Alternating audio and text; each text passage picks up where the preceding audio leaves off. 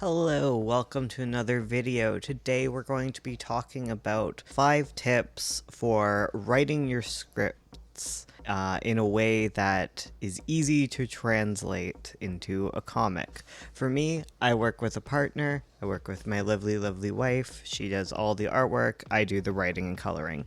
So let's just get into this. So my first tip for writing a script is to make sure to do some classic film script techniques, and those are specifically writing setting lines, and when you start a scene, all caps the characters that are in it. Basically, you want to write down that this is an interior shot or an exterior shot, it's in this location, and it's at this time of day. This is so helpful. The amount of times that I have, honestly, this is for myself too, personally, because I have written scenes that I had to move them because specifically in my comic 9 Point, there is a scene where there are two cats walking through the woods.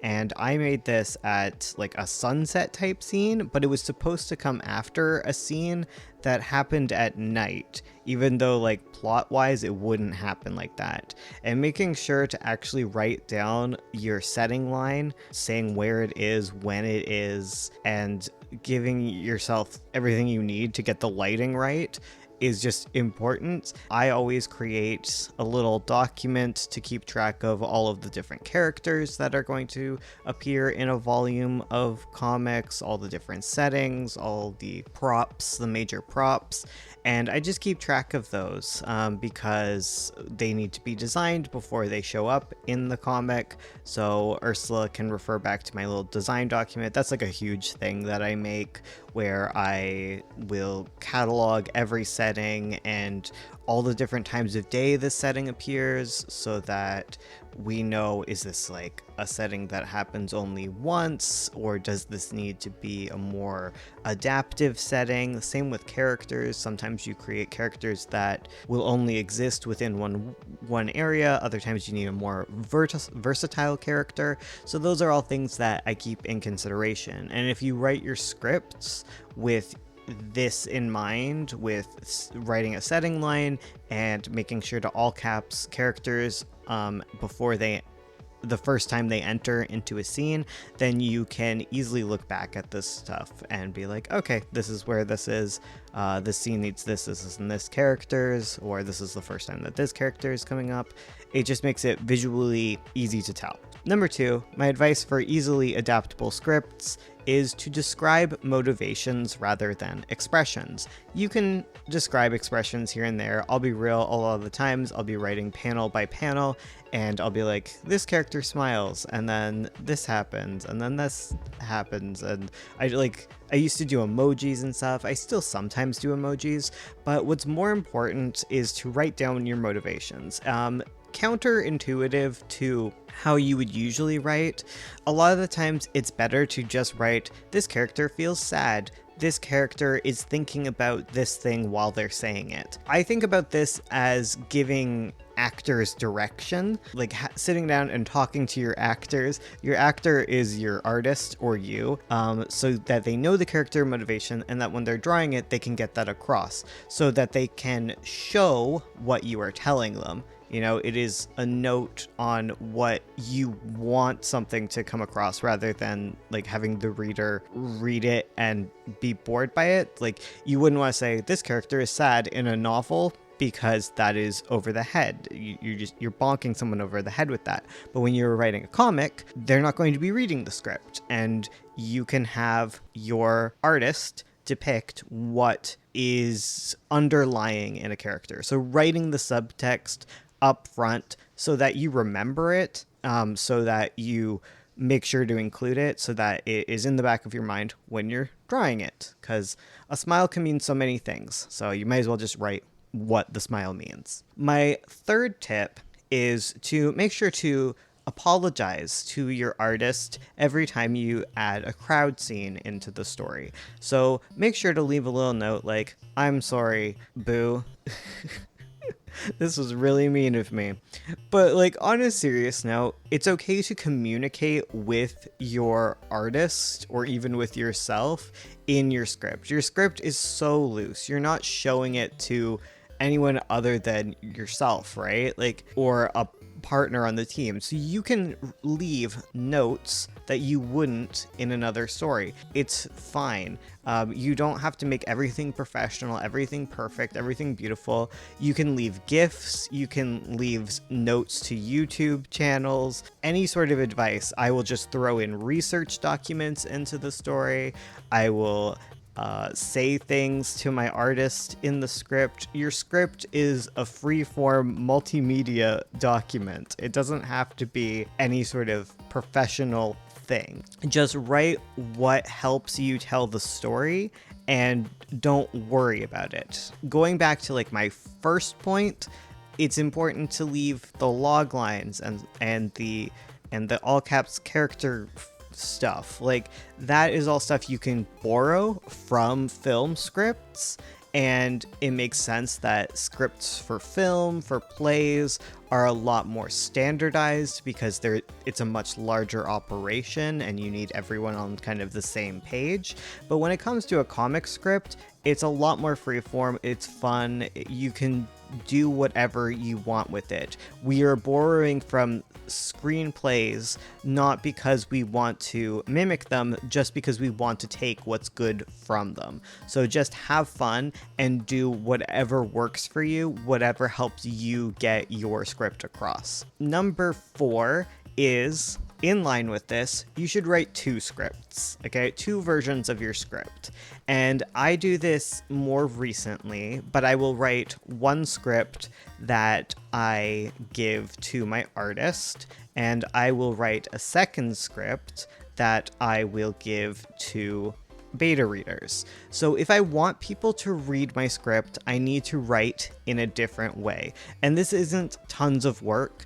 I just have a script where, like, when I'm talking to my artist, I'll leave huge spoiler notes into the comic, right? I'll be like, okay, this scene needs to mirror the future scene where they die. So like, this character is going to die in volume 4. So in volume 2, I want this to reflect the upcoming scene where this happens. Or I'm like, while she's saying this, she's thinking about her past with X character and how big spoiler, right? And I have a bunch of like weird stuff added to the script. So I will create a secondary document where I remove all of that and will edit it to I'll go back and actually describe what people look like. I'll do like the opposite of what I'm telling you in like my previous notes, so that a person can read my script and then give me opinions on it and give thoughts and help me edit my script to make sure that the story is good. If they're just given what I'm thinking on the script, like, then I can edit it. But I don't want them to have all these spoiler details that my artist is going to have. I want them to be able to experience the story in a way that's more similar to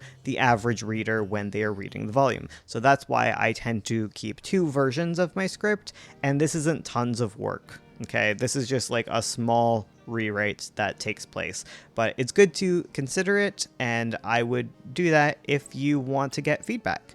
And my 5th and final tip for writing scripts that are easy to turn into comics is to find a consistent type of panel number and stick to that, and then know when to break from it. I know a lot of people don't necessarily write panel by panel, and turning things into panel by panel later might be something that you do, but I like to start with panel by panel first and foremost, and then like that's it. I guess there's no other point to that. I know some people start with a script and then convert it to a panel thing, but I like to do it just because I like to have an understanding of how many pages I'm going to have. I like to think about how the panels will control pacing, because they very much do. Like, will I have a breather panel here?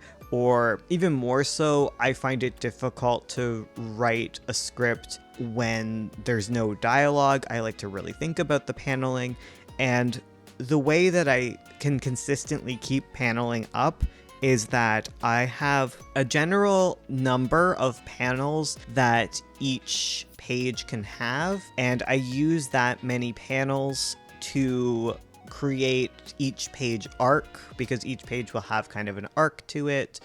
You don't want to kind of cut off mid-thought entirely on a page, but I will keep to that, and then I will break free of it on occasion. And when I break free of it, I make sure to think about the page and what it looks like and what I'm going for with it. A lot of the time it's an action page where that happens, or like a big reveal, because there will be less panels than typical. It really depends on which comic I'm working on, and yeah, that's what I keep in mind. I keep a consistent page count, and I can't give you a standardized version because every comic is going to be different. You have to find your own standardized page panel number count. For like 9 Point and Magpie, I think it's like 4 to 5 panels, 5 or 6 maybe for Magpie. I tend to be on the lower end of it, and then if I'm going to add a whole bunch more panels, it's going to be something very fancy, and if I'm going to add a few less panels, it's also going to be kind of fancy. Sometimes it's just the luck of the draw, and you have to work with the fact that, like, I don't know, your scene just doesn't fit within the amount of panels that you're talking about. But yeah, that's what I keep in mind. So with that all said, thank you for listening. I wish you luck on your comic writing endeavors, and I will see you in the next one. I'll see you next time. And if you want to see more of me, we're going to be doing a commission stream all next week to raise money for our dog who needs dental surgery. So be there or be square. Even if you can't afford anything, we'll be chatting and your body in a seat. And your viewership will be helpful in pushing us in the algorithm.